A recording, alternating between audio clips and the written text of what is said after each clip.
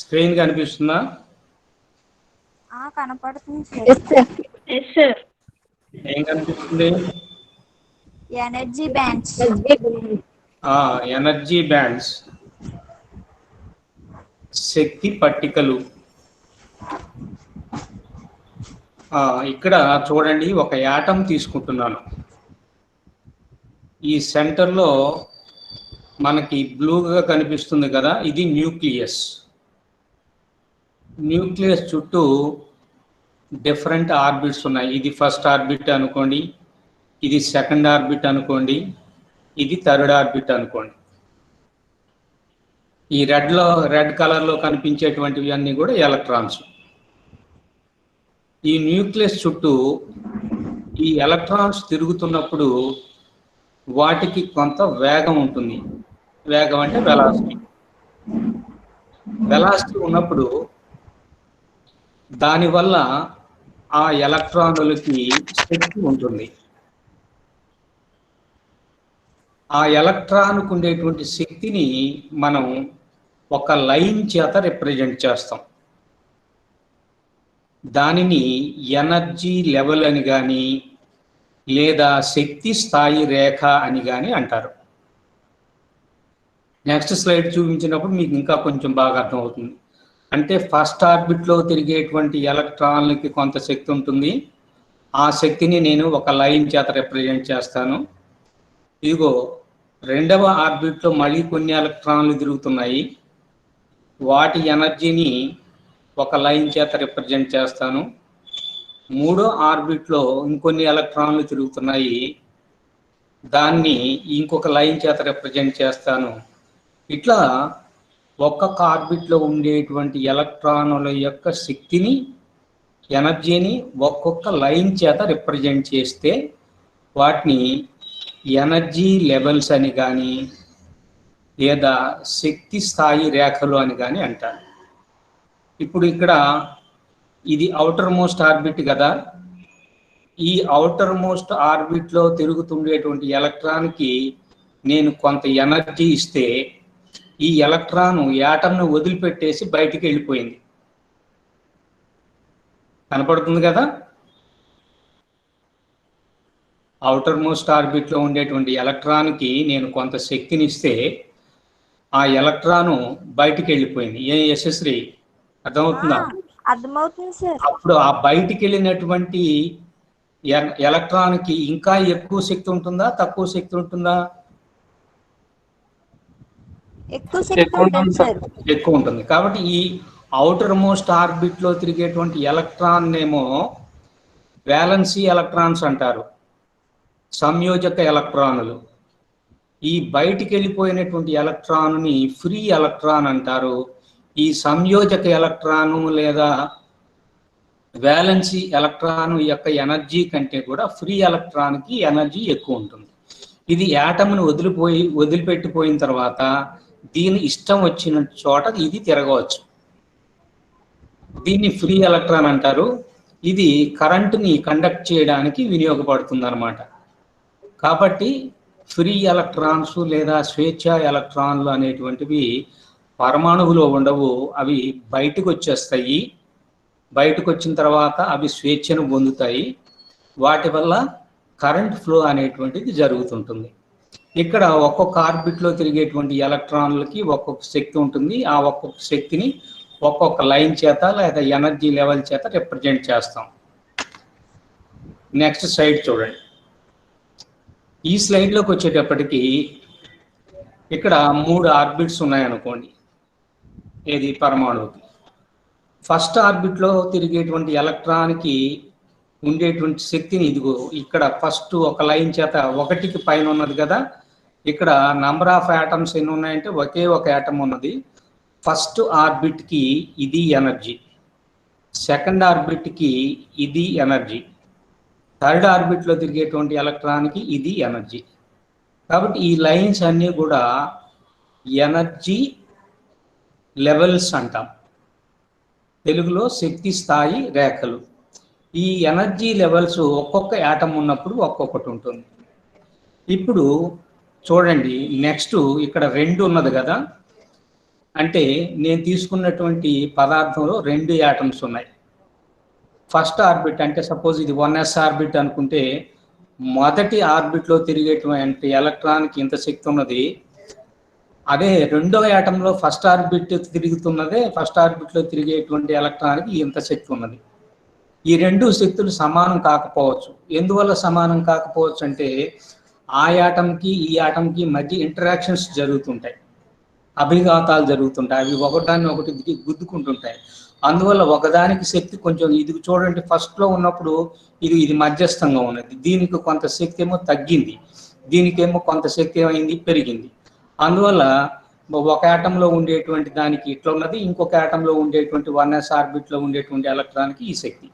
అట్లానే 2s తీసుకోండి, రెండో ఆర్బిట్లో ఉండేటువంటి మొదటి యాటంలో ఉండేటువంటి ఎలక్ట్రాన్కి ఈ శక్తి ఉన్నది, తర్వాత రెండో యాటంలో ఉండేటువంటి ఎలక్ట్రాన్లకి ఈ శక్తి ఉన్నది.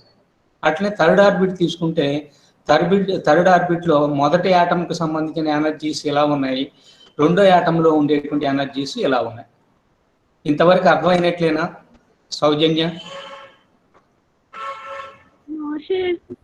అంటే ఒక యాటం తీసుకున్నప్పుడు ఒక్కొక్క ఎనర్జీ లెవెల్కి ఒక్కొక్క గీతే ఉన్నది, చూశారు కదా, 1s 2s 2p. ఓకేనా? అదే నేను 2 యాటమ్స్ తీసుకున్నట్లయితే ఎన్ని గీతలు వచ్చినాయి? 2 గీతలు వచ్చినాయి. ప్రతి ఆర్బిట్కి 2 గీతలు వచ్చినాయి. నెక్స్ట్ నేను 4 యాటమ్స్ తీసుకున్నాను. 4 యాటమ్స్ తీసుకుంటే ఇదిగో ఎన్ని గీతలు వచ్చినాయి? ఎన్ని వచ్చినాయి?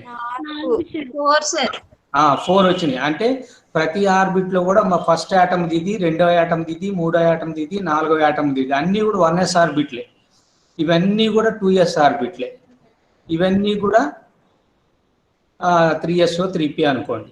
ఓకేనా? ఇప్పుడు నేను అట్లా కాకుండా 1 గ్రామ్ పదార్థం తీసుకున్నాను, దానిలో కొన్ని కోటాను కోట్లు ఉంటాయి కదా యాటమ్స్. ప్రతి యాటంలో కూడా 1s ఉంటుంది, 2s ఉంటుంది, అట్లనే మళ్ళీ 3s 3p ఇవి కూడా ఉంటాయి. మరి ఇన్ని గీతల్ని నేను గీయాలంటే సాధ్యం అవుతుందా?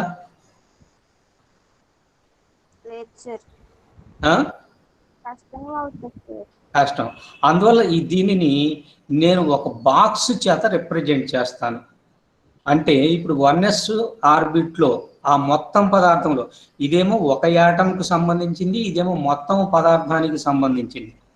కాబట్టి ఈ మొత్తం పదార్థంలో అతి తక్కువ ఎనర్జీ ఏమో ఎంత ఉన్నది, అతి ఎక్కువ ఎనర్జీ అంటే ఎంత ఉన్నది. కాబట్టి ఈ తక్కువ ఎనర్జీ దగ్గర నుంచి ఈ ఎక్కువ ఎనర్జీ కలిగినటువంటి అన్ని శక్తి స్థాయిలు లేదా ఎనర్జీ లెవెల్స్ కలిగినటువంటి ఎలక్ట్రాన్స్ ఉన్నాయి.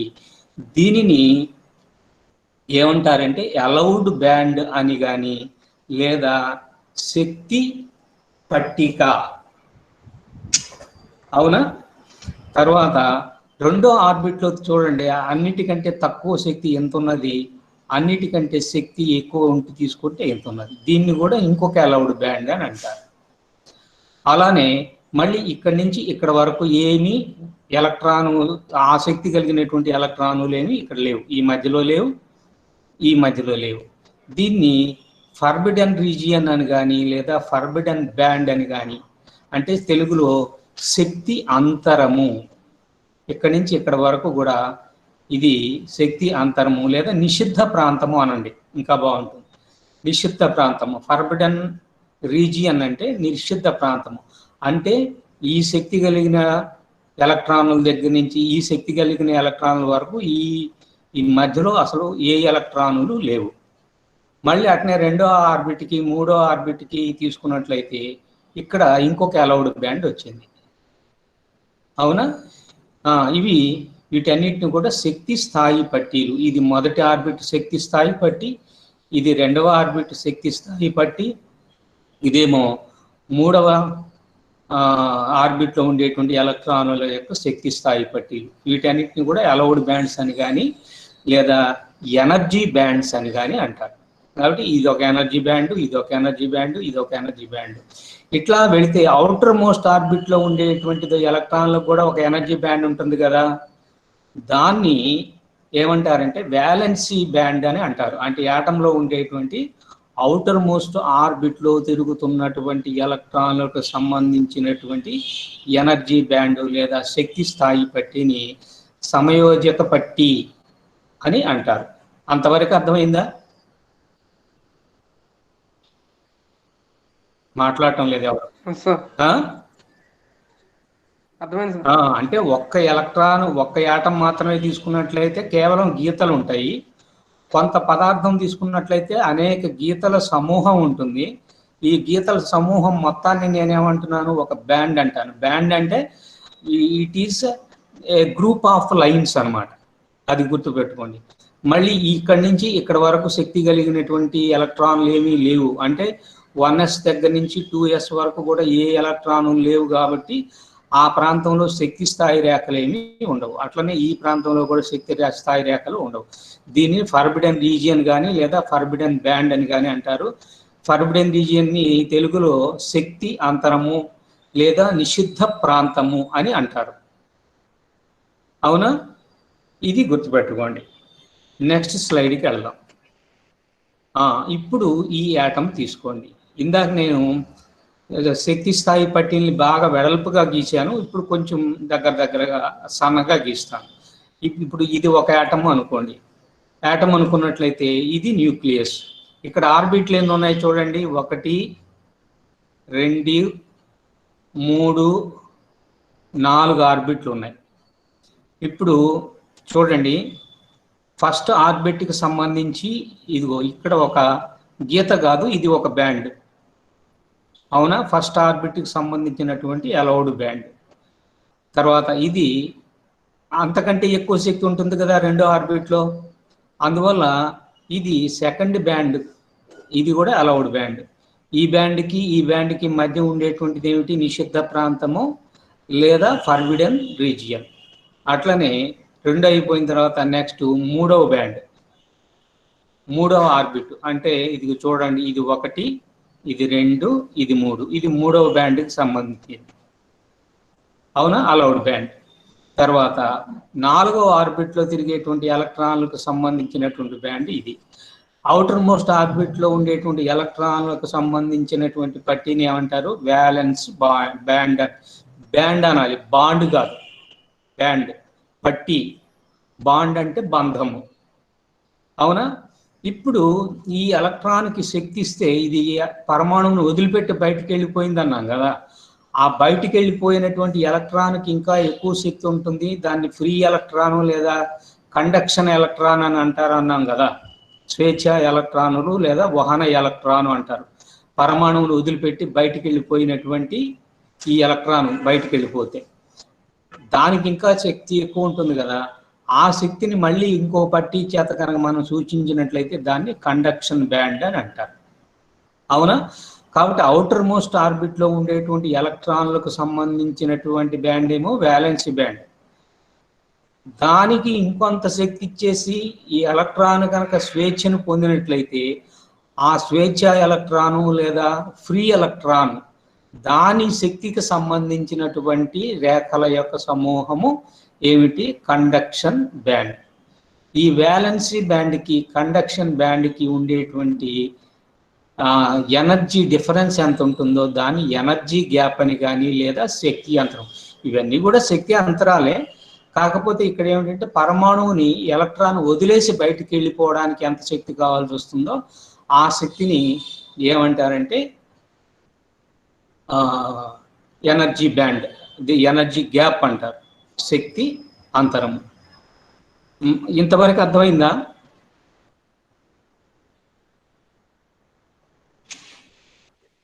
అర్థమైంది సార్. అవుటర్ మోస్ట్ ఆర్బిట్ లో తిరిగేటువంటి ఎలక్ట్రాన్ యొక్క శక్తిని ఏ బ్యాండ్ చేత సూచిస్తారు? వ్యాలెన్సీ బ్యాండ్ చేత చూపిస్తారు. ఇప్పుడు వ్యాలెన్సీ ఎలక్ట్రాన్కి కొంత శక్తి ఇచ్చినప్పుడు అది పరమాణువును వదిలిపెట్టి బయటికి వెళ్ళిపోయినప్పుడు దానికి ఇంకా ఎక్కువ శక్తి ఉంటుంది. దాన్ని కండక్షన్ బ్యాండ్ అంటారు. తెలుగులో కండక్షన్ బ్యాండ్ని వహన పట్టి అంటారు.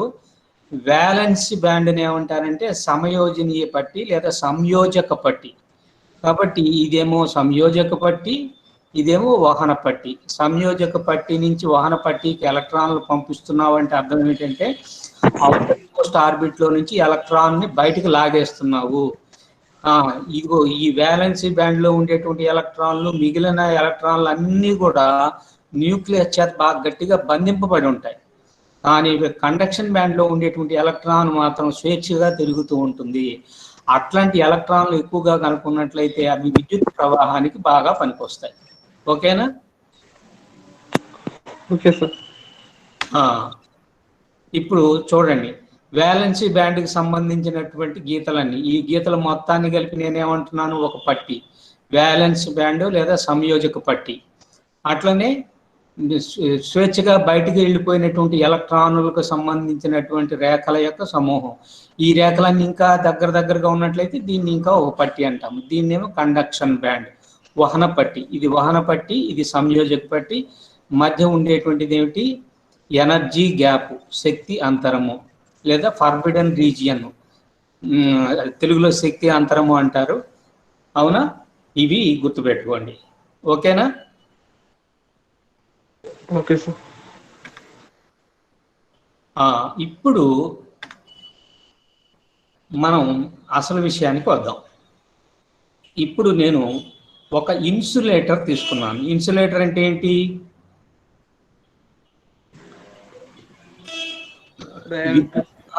దాంట్లో కూడా కరెంటు పోనటువంటిది అనమాట. ఆ ఇన్సులేటర్నే మనం డైఎలక్ట్రిక్ అని కూడా అంటాము. కాబట్టి రోధకము అన్నా, బ్యాడ్ కండక్టర్ అన్నా, ఇన్సులేటర్ అన్నా, అధమ విద్యుత్ వాహకం అన్నా అన్నీ ఒకటే. తెలుగులో అధమ విద్యుత్తును తనలో గుండా పోనివ్వనటువంటిది, దాన్నే రోధకము అని కూడా అంటారు. అవునా? అట్లా ఇంగ్లీష్లో బ్యాడ్ కండక్టరు లేదా ఇన్సులేటర్ అంటారు. ఆ ఇన్సులేటర్ని ఏమంటున్నాం మనం, డైఎలక్ట్రిక్ అని అంటున్నాం. ఇప్పుడు చూడండి, ఇక్కడ నేను ఒక ఇన్సులేటర్ తీసుకున్నాను. ఒక ఇన్సులేటర్ తీసుకుంటే ఇదిగో ఈ బ్లూగా చూపించాం కదా గీతల చేత, ఈ బ్లూగా చూపించినటువంటిది వ్యాలెన్సీ బ్యాండ్. అవునా? ఈ వ్యాలెన్సీ బ్యాండ్లోనే ఎలక్ట్రాన్లు ఉంటాయి. తర్వాత కండక్షన్ బ్యాండ్, ఇదిగో ఈ ఎరుపు రంగులో చూపించాం కదా కండక్షన్ బ్యాండ్ లేదా వహన పట్టి. ఈ వహన పట్టి అంతా ఖాళీగా ఉంటుంది. దీంట్లో ఎలక్ట్రానులు అసలు ఉండవు. ఎలక్ట్రాన్లు దేంట్లో ఉంటాయి, వ్యాలెన్సీ బ్యాండ్, దాని కింద ఉండేటువంటి ఇంకా అంతర్కర్పరాలు. అంతర్కర్పరాలు అంటే ఇన్నర్ ఆర్బిట్స్ అనమాట. కాబట్టి ఇన్నర్ ఆర్బిట్స్ లో ఉంటుంది. అవుటర్ మోస్ట్ ఆర్బిట్ అంటే వ్యాలెన్సీ బ్యాండ్ అవుతుంది. ఈ ఎలక్ట్రాన్లు వ్యాలెన్సీ బ్యాండ్ లో ఉన్నాయి. కండక్షన్ బ్యాండ్ లో అసలు ఎలక్ట్రాన్లు అనేటువంటివి లేవు. ఇప్పుడు వ్యాలెన్సీ బ్యాండ్ ఇక్కడ ఉన్నది, కండక్షన్ బ్యాండ్ అక్కడ ఉన్నది. దీనికి మధ్య ఎనర్జీ గ్యాప్ లేదా ఫర్బిడన్ బ్యాండ్ అన్నాం కదా, ఈ ఎనర్జీ గ్యాప్ ఎక్కువ ఉంటుంది. ఇప్పుడు ఈ వ్యాలెన్సీ బ్యాండ్లో నుంచి కండక్షన్ బ్యాండ్లోకి ఒక ఎలక్ట్రాన్ కనుక తీసుకెళ్లాలంటే, ఒక చిన్న ఎగ్జాంపుల్ తీసుకుందాం. గ్లాసు లాంటి పదార్థం తీసుకున్నామంటే వ్యాలెన్సీ బ్యాండ్లోంచి కండక్షన్ బ్యాండ్లోకి ఒక ఎలక్ట్రాన్ తీసుకెళ్లాలంటే దాదాపు అది కరిగిపోయేంత ఉష్ణోగ్రత వరకు వేడి చేస్తేనే ఒకటో రెండో ఎలక్ట్రాన్లు ఎక్కడి నుంచి ఎక్కడికి వెళ్తాయి, వ్యాలెన్సీ బ్యాండ్ నుంచి కండక్షన్ బ్యాండ్ వెళ్తాయి. అంత వేడి చేసి దాన్ని కండక్షన్ బ్యాండ్లోకి ఒకటి రెండు ఎలక్ట్రాన్లు వచ్చినా అది ఒకటి రెండు ఎలక్ట్రాన్లు ఉంటాయి తప్ప ఎక్కువ ఎలక్ట్రాన్లు ఉండవు. అందువల్ల అది విద్యుత్ ప్రవాహానికి పనికిరాదు. కాబట్టి ఇన్సులేటర్స్లోకి వచ్చేటప్పటికి మీరు గుర్తుపెట్టుకోవాల్సింది ఏమిటంటే, ఇన్సులేటర్లో ఎలక్ట్రాన్లు వ్యాలెన్సీ బ్యాండ్లోనే ఉంటాయి. కండక్షన్ బ్యాండ్లో అసలు ఎలక్ట్రానులు ఉండవు. కండక్షన్ బ్యాండ్లో ఎలక్ట్రానులు కనుక లేకపోతే అది విద్యుత్ ప్రవాహానికి పనికిరాదు. అందువల్ల అది విద్యుత్ బంధక పదార్థము లేదా రోధక పదార్థంగా ఉంటుంది. అంతేకాకుండా వ్యాలెన్సీ బ్యాండ్కి కండక్షన్ బ్యాండ్కి మధ్య ఉండేటువంటి శక్తి అంతరము లేదా ఎనర్జీ గ్యాప్ అనేటువంటిది చాలా ఎక్కువ ఉంటుంది. అంత ఎనర్జీ ఇచ్చి ఇక్కడి నుంచి మనం అక్కడికి ఎలక్ట్రానుల్ని తీసుకెళ్ళడం సాధ్యం కాదు. అందువల్ల రోధక పదార్థాలన్నీ కూడా రోధక పదార్థాలుగానే ఉండిపోతాయి. అవి విద్యుత్ వాహకాలుగా మారవు. సాధారణంగా అత్యధికమైన ఉష్ణోగ్రతలు ఇస్తే ఏదన్నా అప్పుడు అంటే 1-2 ఎలక్ట్రాన్లు కావాలన్నా కూడా కొన్ని కోటాను కోట్ల పరమాణువులలో అక్కడ 1-2 స్వేచ్ఛ ఎలక్ట్రాన్లు ఉంటాయి. అది గుర్తుపెట్టుకోండి. కొన్ని కోట్లు అనుకోండి, అంటే కోటి అంటే 10⁻7 కదా, 10⁻7 కోట్లు అంటే 10⁻14. ఆ కోటి కోట్ల పరమాణువుల్లో అంటే యాటమ్స్ లో 1-2 ఎలక్ట్రాన్లు మాత్రమే కండక్షన్ ఎలక్ట్రాన్స్ ఉంటాయి. అందువల్ల అవి విద్యుత్ వాహనానికి పనికిరావు. విద్యుత్ వాహనం అంటే ఏమిటి? Electric conduction. అవునా, ఎలక్ట్రిసిటీని పంపడానికి పనికిరావు. తర్వాత చూడండి, ఇక్కడ మెటల్స్ తీసుకున్నాను. మెటల్స్ అంటే ఏమిటి? కండక్టర్స్. అంటే విద్యుత్ ప్రవాహాన్ని తమ గుండా పోనిచ్చేటువంటి వాటిని ఏమంటారంటే లోహాలు అని కానీ విద్యుత్ వాహకాలు అని కానీ అంటారు. ఇక్కడ చూడండి, వ్యాలెన్సీ బ్యాండ్, ఇదిగో ఇక్కడ నేను ఒక యారో చూపించాను, బ్రాకెట్. ఇదిగో చూడండి, ఇక్కడ నుంచి ఈ రెడ్ దగ్గర నుంచి ఎక్కడ దాకా ఉన్నది? ఈ బ్లూ కింద వరకు ఉంది. వ్యాలెన్సీ బ్యాండ్ ఇంత వెడల్పు ఉన్నది. కండక్షన్ బ్యాండ్ తీసుకుంటే చూడండి, రెడ్ పైనుంచి తీసుకుంటే మళ్ళీ ఇదిగో ఈ బ్లూ దాకా ఉన్నది. అవునా?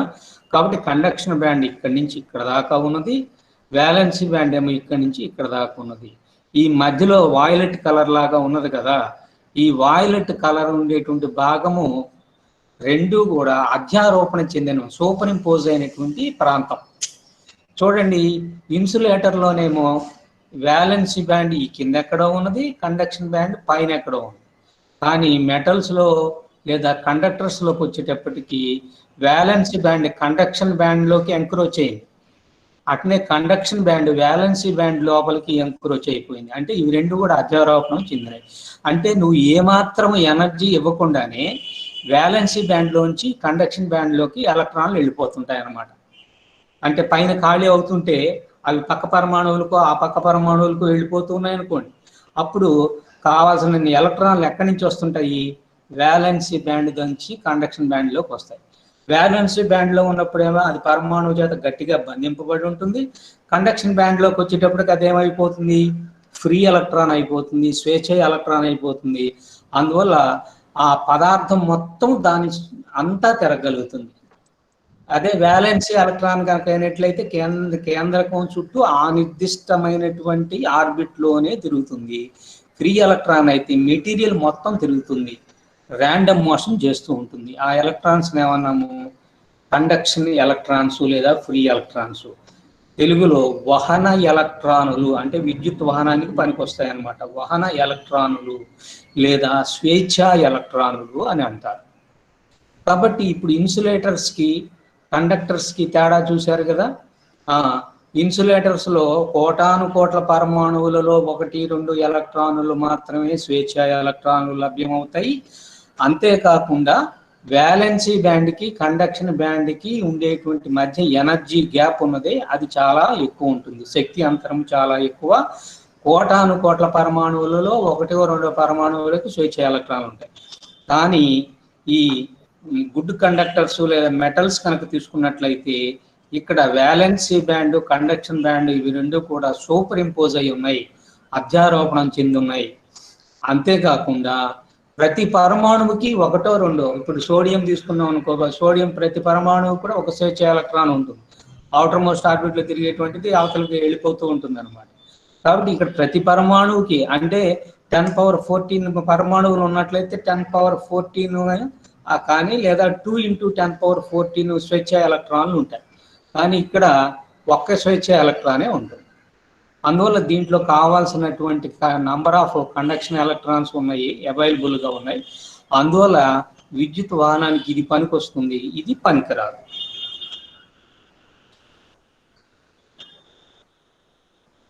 ఇది అర్థమైందా? సార్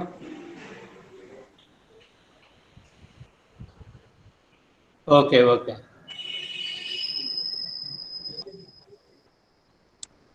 ఇప్పుడు మనం డైఎలక్ట్రిక్స్లోకి వెళదాం.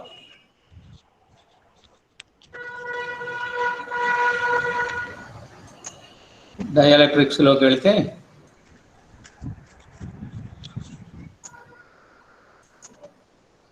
ఇప్పుడు కొత్త స్లైడ్ కనిపిస్తుందా? హలో, కనిపిస్తుంది సార్. కనబడుతుంది సార్. ఇప్పుడు ఇప్పుడు నేను చెప్పిన దాన్ని బట్టి మీరేం చేయాలంటే differences between dielectrics and conductors అంటే రోధకాలకి వాహకాలు, కండక్టర్స్ అంటే వాహకాలు అంటే విద్యుత్తుని తమకుండా పోనిచ్చేటువంటి వాటిని వాహకాలు లేదా కండక్టర్స్ అంటారు. ఈ రెండింటి మధ్య ఉండేటువంటి తేడాలు ఇది ఎక్కువ సార్లు 5 మార్కుల క్వశ్చన్ కింద అడుగుతుంటాడు. అందుకని నేను ఒక చిన్న టేబుల్ వేశాను. డైఎలక్ట్రిక్స్ లో ఫ్రీ ఎలక్ట్రాన్స్ ఉండవు, అంతే కదా ఇప్పుడు మనం చెప్పుకున్నది. Dielectrics does not contain any free electron. దాంట్లో ఫ్రీ ఎలక్ట్రాన్లు ఉండవు. ఫ్రీ ఎలక్ట్రాన్లు ఎక్కడ ఉంటాయి చెప్పండి? కండక్టింగ్ బ్యాండ్ లో ఉంటాయి. కండక్షన్ బ్యాండ్ లో ఉంటాయి, వహన పట్టిలో ఉంటాయి. వహన పట్టి పూర్తిగా ఖాళీగా ఉంటుంది అనమాట, అందువల్ల ఫ్రీ ఎలక్ట్రాన్లు ఉండవు. In conductors each atom contains at least 1 free electron. ఇప్పుడే అనుకున్నాం కదా, ప్రతి పరమాణువుకి కనీసం 1 లేదా 2 స్వేచ్ఛ ఎలక్ట్రాన్లు ఉంటాయి. తర్వాత all the electrons are tightly bound to the nucleus of the atom. Atom యొక్క న్యూక్లియస్ తో బంధింపబడి ఉంటాయి ఎలక్ట్రాన్లన్నీ కూడా దేంట్లో, డైఎలక్ట్రిక్స్ లో. కానీ కండక్టర్స్ లోకి వచ్చేటప్పటికి అవుటర్ మోస్ట్ ఆర్బిట్ లో ఉండేటువంటి ఎలక్ట్రాన్లు దే ఆర్ లూజ్లీ బౌండ్, కేంద్రకం చేత గట్టిగా బంధింపబడి ఉండవు.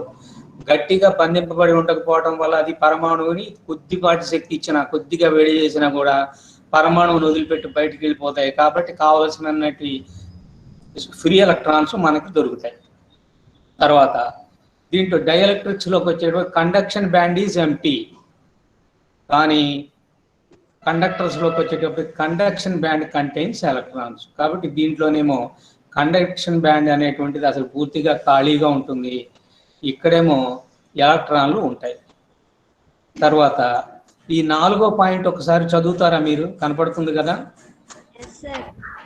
ఏంటి? The charge given to this is localized. Correct.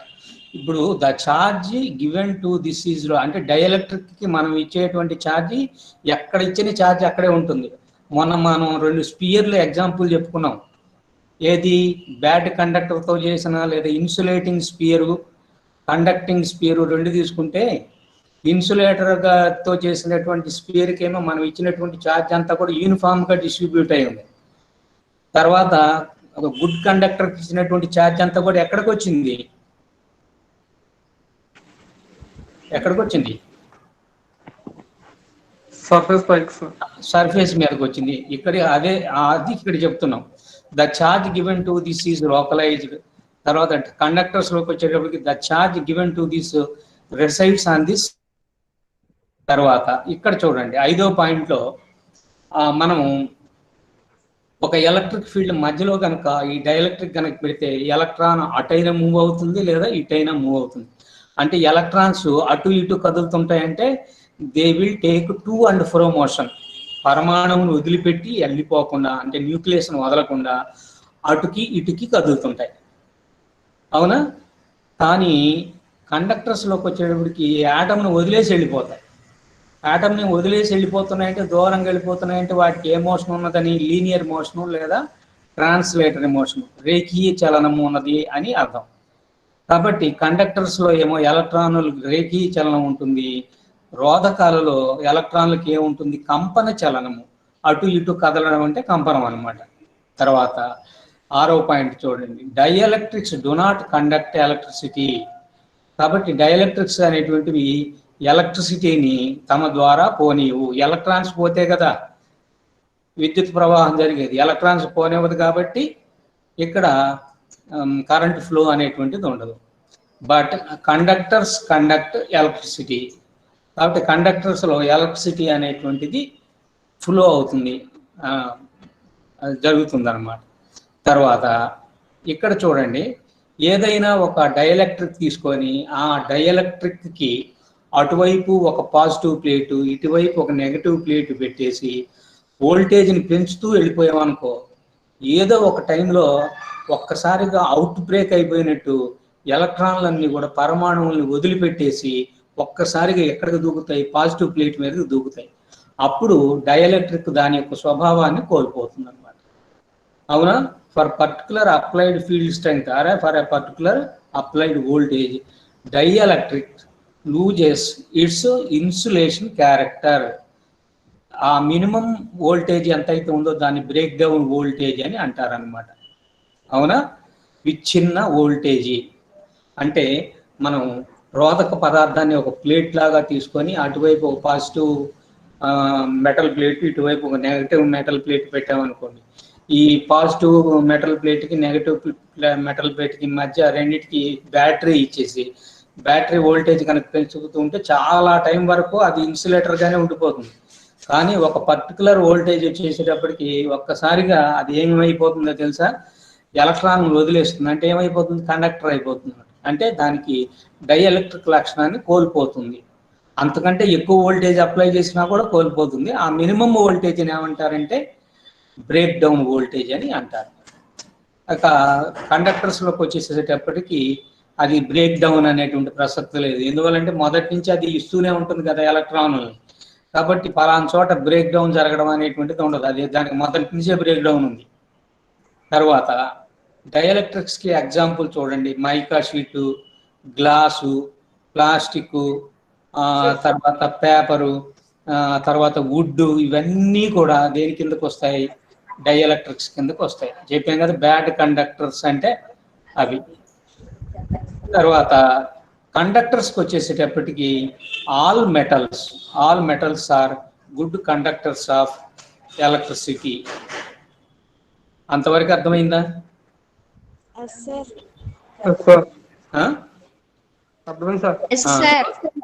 This is the difference between dielectrics and conductors. రోధకాలకి విద్యుత్ వాహకాలకి మధ్య ఉండేటువంటి భేదాలు.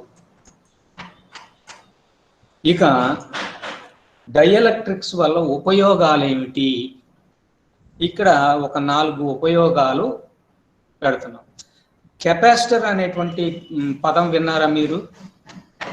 కెపాసిటరు లేదా కండెన్సరు. దాంట్లో ఎన్ని ప్లేట్లు ఉంటాయి? 2 ప్లేట్లు ఉంటాయి సార్. మధ్యలో డైఎలక్ట్రిక్ మెటీరియల్ ఉంటుంది. డైఎలక్ట్రిక్ మెటీరియల్ ఉంటే ఉండొచ్చు, లేకపోవచ్చు. అవునా? ఆ 2 ప్లేట్లు ఉన్నప్పుడు ఆ 2 ప్లేట్ల మధ్య దానికి కొంత కెపాసిటీ ఉంటుంది. కెపాసిటీ అంటే సి అనుకోండి ప్రస్తుతానికి. ఆ చాప్టర్ మనకి సిలబస్లో లేదు కాబట్టి దాని కెపాసిటీని అంటే అది ఎంత ఆవేశాన్ని నిల్వ చేసుకోగలుగుతుందో దాని యొక్క కెపాసిటీ అనుకోండి. అంటే ఒక వాటర్ ట్యాంక్ ఉందనుకోండి, దాని కెపాసిటీ అంటే 1000 లీటర్స్ అంటే ఏమిటి? అది నిల్వ చేయగలిగేటువంటి సామర్థ్యం అనమాట. అట్లనే కండెన్సర్ కూడా దాని 2 పలకల మీద అది ఎంత ఆవేశాన్ని అయితే నిల్వ చేయగలుగుతుందో దాని కెపాసిటీ. ప్రస్తుతానికి అట్లా అనుకోండి. ఎగ్జాక్ట్ మీనింగ్ మాత్రం అది కాదు, అది మళ్ళీ గుర్తుపెట్టుకోవాలి. ఓకేనా? అవునా? ఇప్పుడు కండెన్సరు 2 పలకల మధ్య డైఎలక్ట్రిక్ కనుక పెట్టేసినట్లయితే కండెన్సర్ యొక్క 2 పలకల మధ్య ఒక డైఎలక్ట్రిక్ అంటే ఇప్పుడు చెప్పాం కదా, ఒక పేపర్ అయినా అయి ఉండొచ్చు, ఒక ప్లాస్టిక్ అయినా ఉండొచ్చు, ఒక గ్లాస్ అయినా ఉండొచ్చు, ఒక మైకా షీట్ అయినా ఉండొచ్చు. ఏదైనా సరే మధ్యలో కనుక పెట్టి ఆ కండెన్సర్ యొక్క కెపాసిటీ పెరుగుతుంది. కాబట్టి ఫస్ట్ పాయింట్ ఏమిటి? Dielectrics can be used to increase the capacity of condensers. Condenser తెలుగులో కూడా కండెన్సర్లే అంటారు. కండెన్సర్ల యొక్క సామర్థ్యాన్ని పెంచడానికి లేదా వాటి యొక్క కెపాసిటీని పెంచడానికి ఆ 2 కెపాసిటర్ పలకల మధ్య ఏం పెడతారంటే రోధక యానకాన్ని ఉంచుతారు. తర్వాత రెండో పాయింట్ ఏమిటంటే ఎలక్ట్రిక్ కండక్టర్స్ అంటే ఏమిటంటే మన ఇళ్లలో మనం బల్బులు వెలిగించుకోవడానికి వైర్లు వాడతాం కదా. అవునా? ఆ వైర్లు వాడేటప్పుడు ఆ వైరు ఏ వైర్ వాడతాం సాధారణంగా మనం? రాగి వైర్ సార్. కాపర్ వైర్ వాడతారు. అంతకుముందు ఏం వాడేవాళ్ళు? సిల్వర్ వైర్ వాడేవాళ్ళు. సిల్వర్ రేటు పెరిగిపోయిన తర్వాత ఇప్పుడు ఏం వాడుతున్నారు? కాపర్ వాడుతున్నారు. ఎందుకు వాడుతున్నారు అంటే వాటి యొక్క కండక్టివిటీ ఎక్కువ, అంటే బాగా ఎలక్ట్రాన్లను తమ ద్వారా పోనిస్తాయి. మరి ఆ తీగలకి పైన ఏం పెడుతున్నారు చెప్పండి? డైఎలక్ట్రిక్ మెటీరియల్ పెడుతున్నాం. అంటే వైర్ పైన ఒక ప్లాస్టిక్ లేయర్ని పెడుతున్నాం. ఎందుకు పెడుతున్నారు? ఇన్సులేషన్ కోసం సార్, షాక్ కొట్టకుండా. షాక్ కొట్టకుండా ఉండటం కోసం మనం మామూలుగా వైర్లు వేసి పెట్టామనుకో, ఎవరో తెలియక పొరపాటున వైర్ పట్టుకుంటే అవునా రేపటికి 2 అవుతుంది, అంతే కదా. ఆ? అందువల్ల షాక్ కొట్టకుండా ఉండటం కోసం పైన ఏం పోస్తారు, ప్లాస్టిక్తో చేసినటువంటి లేయర్స్ ఉండేటట్లుగా ఏర్పాటు చేస్తారు.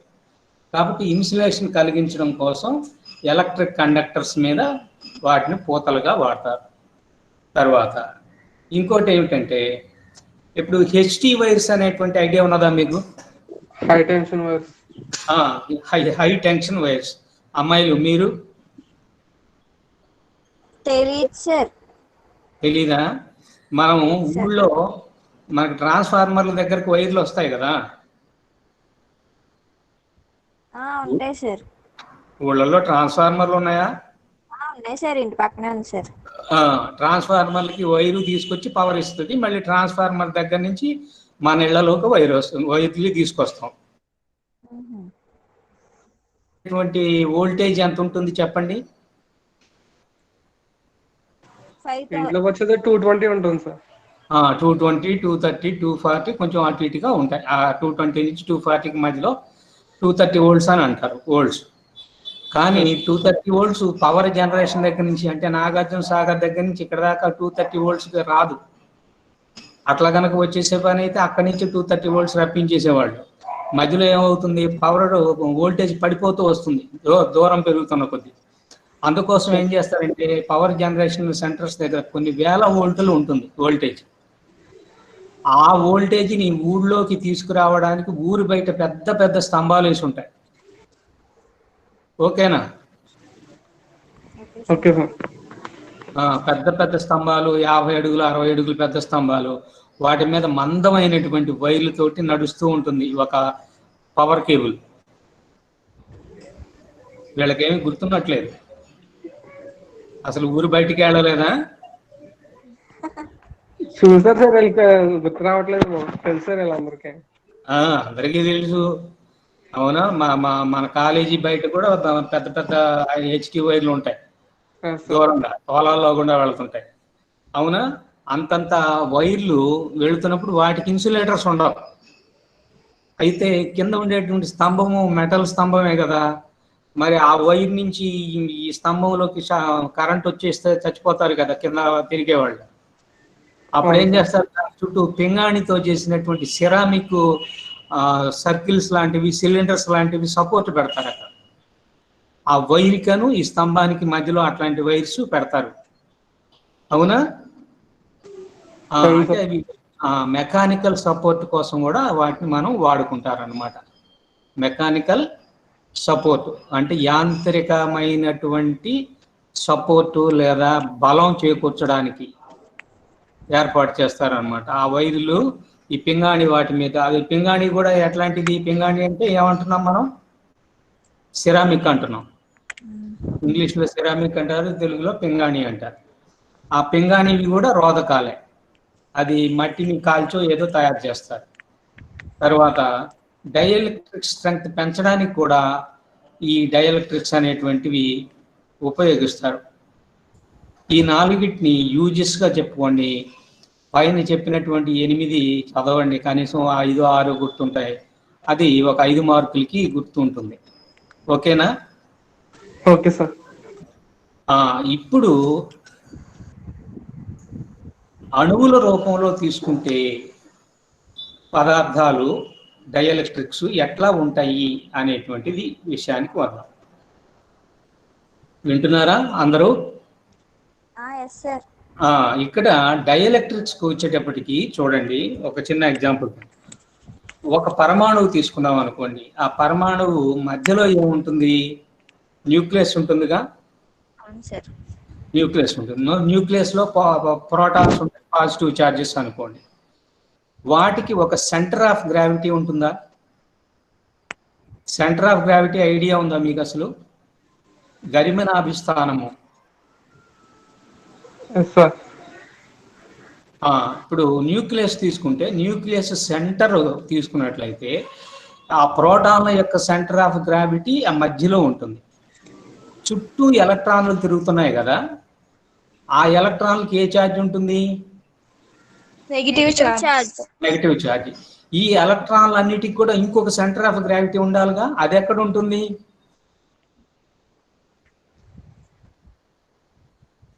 అది ఎక్కడ ఉంటుంది?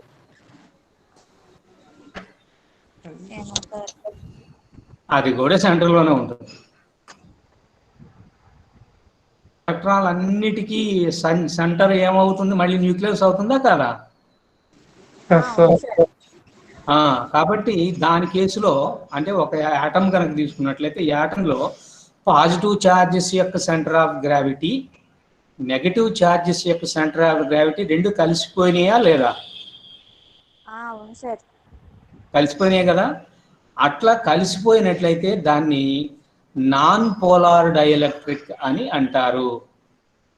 అంటే ఒక పరమాణువులో కానీ లేదా ఒక అణువులో కానీ, పరమాణువు అంటే యాటము, అణువు అంటే మాలిక్యూల్, మాలిక్యూల్లో కానీ యాటంలో కానీ పాజిటివ్ ఛార్జెస్ యొక్క centre of gravity, negative charges యొక్క సెంటర్ ఆఫ్ గ్రావిటీ రెండు ఒకదాంతో ఒకటి కలిసిపోతే, if the centre of gravity of positive charges merge with the centre of gravity of negative charges, that type of dielectric is called non polar dielectric. అంతవరకు అర్థమైందా? ధనావేశాల యొక్క గరిమినాభిస్థానము, రుణావేశాల యొక్క గరిమినాభిస్థానము, ఇవి రెండు ఒకదానితో ఒకటి కలిసిపోయినట్లయితే అప్పుడు అట్లాంటి వాటిని అధ్రువిత రోధకాలు. ధ్రువితం అంటే పొలారిటీ, ప్లస్ మైనస్ విడివిడిగా ఉంటే పొలారిటీ ఉన్నట్టు, రెండు కలిసిపోతే పొలారిటీ లేనట్టు, అంటే ద్రోణం లేదనమాట. అధ్రువిత రోధకాలు అంటారు. ఇప్పుడు అట్లా కాకుండా ధనావేశాల యొక్క సెంటర్ ఆఫ్ గ్రావిటీ ఒక చోట, రుణావేశాల యొక్క సెంటర్ ఆఫ్ గ్రావిటీ ఇంకొక చోట, అవి రెండు విడిపోయి ఉన్నాయి అనుకోండి. అట్లా విడిపోయి కనుక ఉన్నట్లయితే దాన్ని ఏమంటారంటే పోలార్ డైఎలక్ట్రిక్, ధ్రువిత రోధకము అని అంటారు. కాబట్టి రోధకాలు ఎన్ని? అధ్రువిత రోధకాలు, ధ్రువిత రోధకాలు, non polar dielectrics, polar dielectrics. Non polar డైఎలక్ట్రిక్స్లో రెండు సెంటర్ ఆఫ్ గ్రావిటీలు కలిసిపోయి ఉంటాయి. దేనివి? Positive charges centre of gravity, negative charges centre of gravity, కానీ కలిసిపోయి ఉంటాయి దాంట్లో. కానీ పోలార్ డైఎలక్ట్రిక్స్లోకి వచ్చేటప్పటికి పాజిటివ్ల యొక్క సెంటర్ ఆఫ్ గ్రావిటీ ఒక చోట ఉంటుంది, నెగటివ్స్ అయాన్స్ యొక్క ఛార్జెస్ యొక్క సెంటర్ ఆఫ్ గ్రావిటీ సెపరేట్గా ఉంటుంది. అవి రెండు కలిసిపోయి ఉండవు. అట్లాంటి దాన్ని ఏమంటారంటే పోలార్ డైఎలక్ట్రిక్స్ అని కానీ లేదా ధ్రువిత రోధకాలు అని కానీ అంటారు. ఇప్పుడు మనం ఇక్కడ ఒక చిన్న ఎగ్జాంపుల్ చూడండి. ఇది నాన్ పోలార్ డైఎలక్ట్రిక్ అంటే ఏమిటి అంటే ఇక్కడ ఒక ఎగ్జాంపుల్గా తీసుకున్నారు. ఏమిటి? కార్బన్ డైఆక్సైడ్ తీసుకున్నాడు. ఇక్కడ కార్బన్ డైఆక్సైడ్ తీసుకుంటే చూడండి, ఇదిగో C+ ఉన్నది, ఇటువైపు ఒక O- ఉన్నది, ఇటువైపు ఒక O- ఉన్నది. కాబట్టి నెగటివ్ ఛార్జ్ ఇక్కడ ఒకటి ఉన్నది, ఇటువైపు ఉన్నది. ఈ రెండింటి యొక్క సెంటర్ ఆఫ్ గ్రావిటీ ఎక్కడ ఉంటుంది? C యొక్క సెంటర్లోనే ఉంటుంది. పాజిటివ్ ఛార్జెస్ యొక్క సెంటర్ ఆఫ్ గ్రావిటీ కూడా అక్కడే ఉంటుంది. అంటే రెండు సెంటర్ ఆఫ్ గ్రావిటీలు ఏమైపోయినాయి? కలిసిపోయినాయి. అట్లా కలిసిపోయినట్లయితే దాన్ని ఏమంటారు? నాన్ పోలార్ డైఎలక్ట్రిక్స్ లేదా అధ్రువిత రోధకాలు అంటారు. అంటే ఇక్కడ కార్బన్ యొక్క ధనావేశితము, ఆక్సిజన్లు రెండు కూడా రుణావేశితాలు. ఆక్సిజన్లు రెండు కూడా అటొకటి ఇటొకటి ఉంది. అట్లాంటప్పుడు ఆ రెండింటి యొక్క సెంటర్ ఆఫ్ గ్రావిటీ తీసుకుంటే ఎక్కడ ఉంటుంది? మళ్ళీ C యొక్క సెంటర్లోనే ఉంటుంది. అట్లనే కార్బన్ యొక్క సెంటర్ ఆఫ్ గ్రావిటీ ప్లస్ కూడా ఎక్కడ ఉంటుంది? సెంటర్లోనే ఉంటుంది. కాబట్టి రెండు సెంటర్ ఆఫ్ గ్రావిటీలు కలిసిపోయినాయి. ఇక్కడ మీరు ఒక విషయం చిన్నది గుర్తుపెట్టుకోవాలి. ఏంటంటే కొంచెం బొమ్మను పెద్ద చేస్తాను.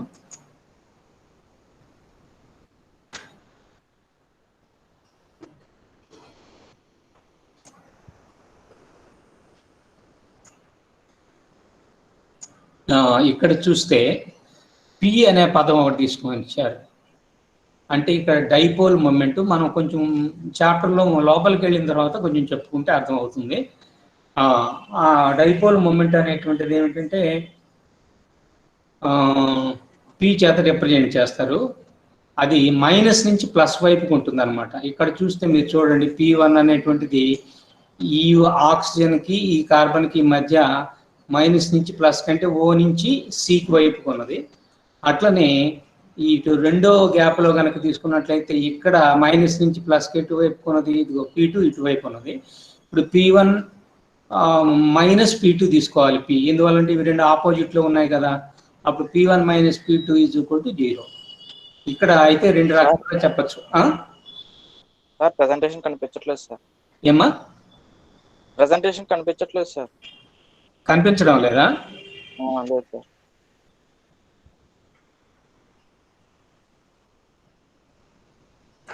ఇప్పుడేమైనా కనిపిస్తుందా? అసలు ఫైలే కనిపించట్లేదా? లేదు సార్, మీది అసలు లేదు సార్ ప్రెజెంటేషన్. అవునా? ఇప్పుడు ఏమైనా కనిపిస్తుందా? హలో? లేదు సార్, లేదు సార్. ఒకసారి ఆపేసి మళ్ళీ ఆన్ చేస్తాను, ఏమైందో తెలీదు. Okay sir.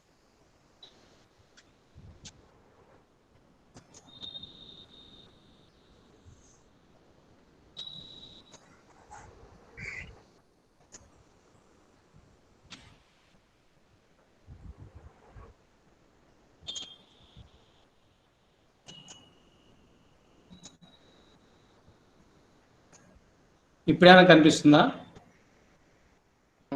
కనిపిస్తుంది సార్. కనిపిస్తుందా? కనిపిస్తుంది. Okay okay. అట్లా కనిపించకపోతే నాకు చెబుతూ ఉండండి. Okay sir.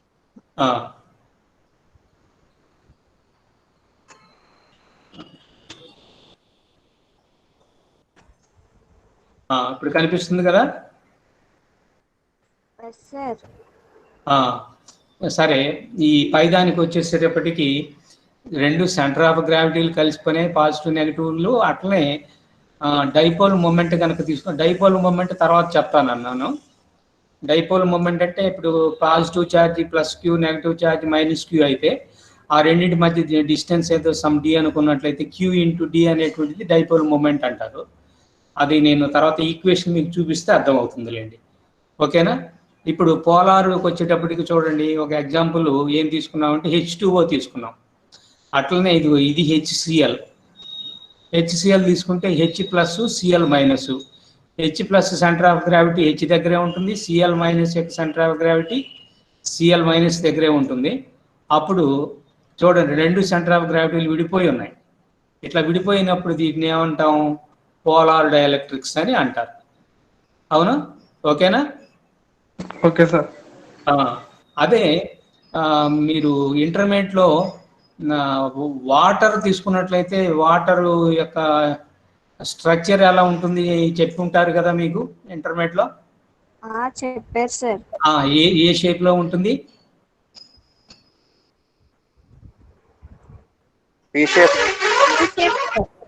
వి షేపా? ఓపెన్ బుక్ అంటారు, ఎప్పుడు వెళ్ళలేదా? తెరిచిన పుస్తకం. ఓకే. ఇప్పుడు ఇది ఆక్సిజన్ ఇక్కడ కనపడుతుంది కదా, ఇది ఆక్సిజను, ఇది ఒక హైడ్రోజను, ఇదిగో ఇది ఇంకొక హైడ్రోజను. హైడ్రోజన్లు రెండు కూడా హెచ్ ప్లస్లు, తర్వాత ఓ ఏమో మైనస్. ఇప్పుడు ఈ రెండు హెచ్ ప్లస్లు తీసుకున్నట్లయితే ఈ రెండింటికి సెంటర్ ఆఫ్ గ్రావిటీ ఈ మధ్యలో ఎక్కడ ఉంటుంది? ఆ ఓ మైనస్ యొక్క సెంటర్ ఆఫ్ గ్రావిటీ అక్కడే ఉంటుంది. అప్పుడు సెంటర్ ఆఫ్ గ్రావిటీలు రెండు ఏమైపోతున్నాయి? విడిపోయినాయి. అందువల్ల ఇది ఏ డైఎలక్ట్రిక్ అవుతుంది? పోలార్ డైఎలక్ట్రిక్ అవుతుంది. ఓకేనా? ఇక్కడ చూడండి, అలానే డైపోల్ మూమెంట్ తీసుకున్నట్లయితే ఈ ఓకి ఈ హెచ్ ప్లస్కి తీసుకున్నట్లయితే చూడండి, P1 ఏమో ఇది ఈ డైరెక్షన్లో ఉంది. ఓకేనా? అట్లనే P2 కనుక తీసుకున్నట్లయితే ఇదిగో ఇది ఈ డైరెక్షన్లో ఉంది. ఇప్పుడు ఈ రెండింటి యొక్క రిజల్టెంట్ కనుక తీసుకున్నట్లయితే అది 0 కాదు, ఇదిగో ఇట్లా అయిపోయింది P. అవునా? అంటే P bar is equal to P1 bar. అవునా? ఇక్కడ కూడా P సున్నా కాలేదు. రెండు సెంటర్ ఆఫ్ గ్రావిటీలు రెండు కూడా ఏమైపోయినాయి? విడిపోయినాయి. అవునా? అందువల్ల ఇట్లాంటి వాటిని ఏమంటారంటే పోలార్ డైఎలక్ట్రిక్స్ లేదా ధ్రువిత రోధకాలు. ధ్రువిత రోధకాలు. కాబట్టి రోధకాలు రెండు రకాలు: అధ్రువిత రోధకాలు, ధ్రువిత రోధకాలు. అధ్రువ త్రోతకాలలో రెండు పాజిటివ్ల యొక్క సెంటర్ ఆఫ్ గ్రావిటీ, నెగిటివ్ల యొక్క సెంటర్ ఆఫ్ గ్రావిటీ రెండు కలిసిపోయి ఉంటాయి. తర్వాత పోలార్ డైఎలక్ట్రిక్స్ లేదా ధ్రువిత కాంతులకు వచ్చేటప్పటికి positive centre of gravities, negatives యొక్క సెంటర్ ఆఫ్ గ్రావిటీ కలవవు. అవి రెండు కూడా సెపరేట్గా ఉంటాయి. అవునా? కాబట్టి ఇది డైపోల్గా ఉంటుందన్నమాట. అంటే ప్లస్ మైనస్ విడివిడిగా ఉన్నట్లయితే దాన్ని డైపోలు లేదా తెలుగు ద్విధ్రువము. అంటే ధనధ్రువం వేరుగాను రుణధ్రువం వేరుగాను కనుక ఉన్నట్లయితే దానిని ద్విధ్రువము అని అంటారు. ఓకేనా? అంతటితోటి ఆపేనా నేను? Okay sir. సార్ అంతటితోటి ఆపేస్తాను. మిగిలింది రేపు కూడా 10 గంటలకే పెట్టాల్సిన క్లాసు. టైం టేబుల్ అలాగే ఉంది కదా సార్. టైం టేబుల్ అట్లే ఉన్నది.